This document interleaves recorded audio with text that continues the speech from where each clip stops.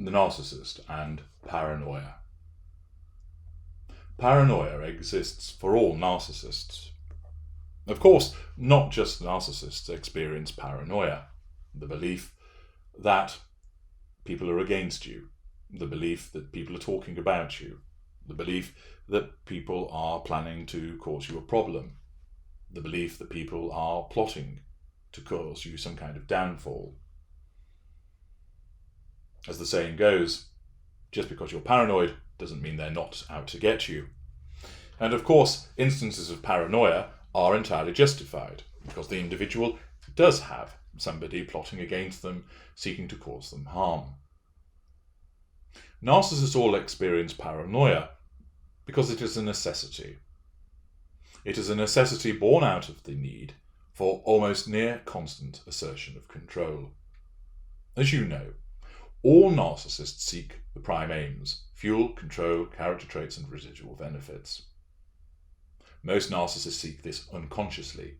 They're not aware that that's what they're seeking, but it actually is. It presents in their world as something else: being in love with somebody, doing somebody a favour, feeling upset about the way that they've been treated. A smaller, much smaller number of narcissists, myself included, are fully aware that we seek the prime aims. We are hypervigilant to the issue of control. We perceive certain threats to control where a non-narcissist never would. The reason for this is because of how we've been created. As I've explained in the video, What Makes a Narcissist, briefly, we are a combination of a genetic predisposition towards narcissism allied with a lack of control environment. There are lots of different lack of control environments, and in the video What Makes a Narcissist, I explain a number of them. This video is well worth listening to, and I'd encourage you to do so. However, for the purpose of this video about paranoia, we focus on the issue of control. Because we were created in this crucible of the genetic predisposition towards narcissism allied with a lack of control environment, we become hypersensitive to threats to our control. We didn't have any, and our narcissism was formed as a self-defense mechanism to defend us against the absence of control. Where we were beaten, where we were sexually abused, where we were neglected, where we were never allowed to make decisions because everything was decided for us, where we were told, well done, but not quite good enough, and many more instances besides, we didn't have control over the world around us. Now, of course, children generally don't have control over their world, but it doesn't have an adverse impact upon them. They don't get to decide what they're going to have to eat, but what is presented to them is something to eat that is edible, nutritious, and sustaining. They're not left to go hungry. They don't get to decide what time to go to bed, but they don't crawl into a piss-wet, sodden bed because someone has neglected to change the sheets from when the child wet themselves the night before. Because of this lack of control that manifests in adverse outcomes, the narcissism is created, alongside, of course, the genetic predisposition. And thus in adulthood, our narcissism detects and is ever alert, hypervigilant, to the slightest shift in the balance of things which suggests a threat to control. Somebody's failure to make us a cup of tea, somebody not talking to us, somebody not making eye contact with us, a person asking us where we've been, an individual turning up late, an individual turning up early, an individual asking us to do something for them, the individual not responding with enthusiasm to something we've said or done. There are near endless examples of the various threats to control through both action and inaction. Our narcissism is calibrated in a way to pick up on these. In the same way that a dog hears frequencies that you and I cannot, the narcissist is calibrated to pick up on these slight shifts with regard to the issues of control. Some are minor threats, others are huge and significant threats, but either way, they remain a threat. And when that threat manifests, our narcissism must do one thing and one thing only: nullify that threat. it must do so either by enabling us to directly assert control, indirectly assert control, or assert control through withdrawal. If you want to understand more about that, please go to the Knowledge Vault and obtain the 3 assertions of control. Everybody who's affected by narcissism should access that information. It's crucial. So what does our paranoia do? Well, it ensures the vigilance. It ensures that we are always on the lookout to maintain that control and to detect potential threats to it. The suspicion that the individual is cheating motivates us to say, "Who were you talking to on the telephone?" Which then forces confirmation, "Oh, it was just my brother, it was nothing." And that gives control. The paranoia that the wife is salting some of the household budget away elsewhere. "There seems to be money missing. What are you doing with it?" No, there isn't. Let me show you." And she sits down and produces the figures to demonstrate that there isn't any removal of assets. The presentation of that idea that she was up to no good, the paranoia that she is traitorous and treacherous, scheming and duplicitous, is generated by the narcissism to ensure that the narcissist then responds in an appropriate fashion. The feeling that someone is acting against us, that sense of potential dread, irritation, fury, or annoyance, is generated so that we act upon it. The idea that that person is plotting against us is formed by the paranoia.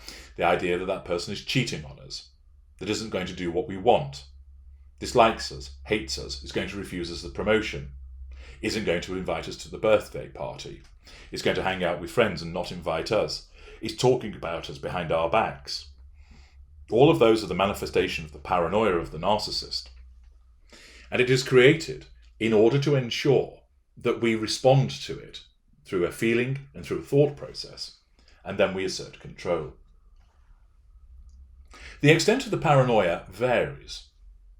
The greater and the ultra invariably have it, but not to an extent that it's crushing and it gets in the way of day-to-day activity. This is because, as elevated individuals with a superior form of narcissism, access to greater resource in terms of intellect, money, networks, power, we are able to guard against threats to our power, thus diminishing, offsetting the need for the paranoia to be present. It will still manifest, of course. Think of those world leaders throughout history that were known as being particularly paranoid, and where they were the greatest. It does demonstrate that paranoia exists. And of course, the threat is greater. The greater the extent of the power that is wielded, the greater the need to hold on to that. We are jealous of our power. We do not want to lose it. Mid-rangers experience paranoia. They do so in a way whereby they believe that people are against them, that they're gossiping about them, that they somehow don't like them. It takes a passive-aggressive form. They express it more in terms of, "I'm a bit worried that my friend doesn't like me anymore." Perhaps contacting people and saying, "Have I done something to offend you? You don't get in touch with me as often as you once did." Of course, that person has not changed the amount by which they get in touch with that individual, not at all. But the paranoia, which drives the need to assert that control, has told the narcissist that this person doesn't get in touch as often, revising history. So the narcissist acts on it to then seek assurance from that victim. The victim says, "No, not at all. I've still been contacting you as usual. We're great friends. Don't worry, nothing to see here." That, of course, provides fuel and allows the narcissism to know that that individual is under control. With the mid-ranger, it's invariably done perhaps politely, seen as being concerned, worried, in certain instances being demonstrated in a kind of concerned manner about the friendship. It isn't. It might be put as concern about the relationship. It isn't. What it really is a concern about the threat to power, namely control. With the lesser narcissist, it's more rudimentary. They believe that people are just out to get them because they're arseholes, that they are envious of the narcissist, that they want to take away what they've got. Mid-range narcissists will lose plausibility. The narcissism that they have has evolved to such an extent that it gives them some seed that sounds plausible with regard to the person plotting against them. When it comes to lessers, It's completely out there, rampant paranoia that's not based on anything at all. The fact that somebody looked funnily at them, or so they believe, means that they're now plotting to strip them of their assets. They believe that there is some conspiracy out there. And of course, what this amounts to, this paranoia, leads into the world of conspiracy theories. I will be addressing this in a separate video because it is a substantial topic, but I touch on it briefly here, that the existence of this paranoia, which serves a purpose to drive the narcissist to ensure that he asserts control, nullifies threats to control and draws fuel, also lends itself to the creation of conspiracy theories. By enabling the narcissist to believe that the state or the government is out to get him, so that he puts the old tinfoil hat on, that causes him to see things online and making bizarre connections that other people don't see and don't agree with, it's all part of the manifestation of that paranoia. If you think about it, a government, a state, a totalitarian regime represents a considerable threat to the control of a narcissist. They're not going to be able to assert control over that regime head on. They are but one person against the massed ranks of the troops, the bureaucrats and mandarins of the relevant administration. So instead, their narcissism suggests that there is some kind of conspiracy against them. They espouse this view, getting others of like-minded individuals, and it's an indirect smear against the relevant administration or government. Other people confirm, "You're right, I agree with what you're saying." And that allows the unaware narcissist to believe in the unconscious that he thus has this control. That is all driven by paranoia. Paranoia can be found with every narcissist. Sometimes it is justified, because there are people plotting to do harm against the narcissist, but more usually it's not. It's baseless. There is no basis for it. Aside from, of course, from the perspective of the narcissist, there is, because the narcissism rewrites history. Through the distortion field that is the narcissism creates the idea that everybody is a traitor, that they are out to get us, that they're treacherous, not to be trusted, and in so doing, we are wary of them, and then we take steps to assert control over them, and thus get the first of those prime aims. Paranoia is a device generated by the narcissism to ensure that the narcissist achieves the prime aims, chiefly control. Paranoia manifests in all narcissists, but chiefly is seen, exhibited mainly, with those of the lesser and mid-range variety.